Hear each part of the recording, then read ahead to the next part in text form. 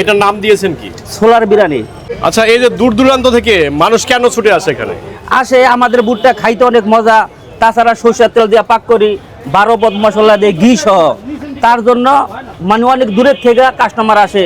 মামা শুধু বুট 20 টাকা, ঠিক আছে, ডিম দিয়ে 50 টাকা, চিকেন ফ্রাই দিয়ে 120 টাকা, আর পার্সেল যে কয় টাকার নেয় 150 500 পর্যন্ত পার্সেল যায়। আর এরকমটা আর কোথাও দেখেছেন? জি না, জি না। আকর্ষণীয় হয়েছে মামা, আমরা এটা অনেক বছর ধরে বেশি তো, তার কারণে আমরা ময় মশলা ভালো দিই, তার কারণে মনে করেন মাল সবাই খায়, আকর্ষণটা সবার থেকে ব্যতিক্রম কি করেন?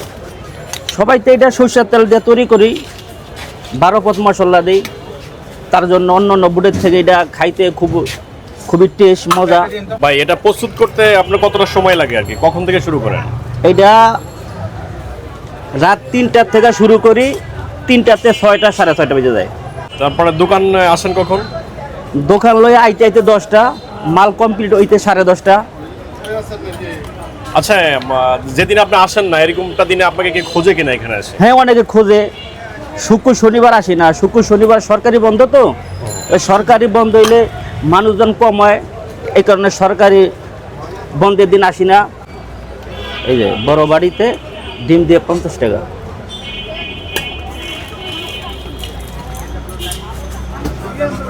একবার খাওয়ার পরে আপনি আবার নিচ্ছেন কেন? মজার জন্য। খুবই ভালো, যার জন্য দ্বিতীয়বার নেওয়া হলো। সেইভাবে আমার শ্রেণীতে যতক্ষণ মাল থাকবে অতক্ষণ চাপ থাকবেই। মানে এমনটা কি হয়েছে যে ঢাকার বাইরে থেকে আপনার এখানে ছোলা খেতে এসেছে? হ্যাঁ, অনেক আহে, অনেক দূরের থেকে আহে, নৌসন্দির থেকে আহে, ফরিদপুরের থেকে আহে, বিভিন্ন জায়গার থেকে আসে। ইনশাল্লাহ মাল ভালো করে আসতে হবেই, মাল ভালো, মালের কোয়ালিটি ভালো। একজনে খায়, একজনে 2টা 3টা করে খায় ফেলায়।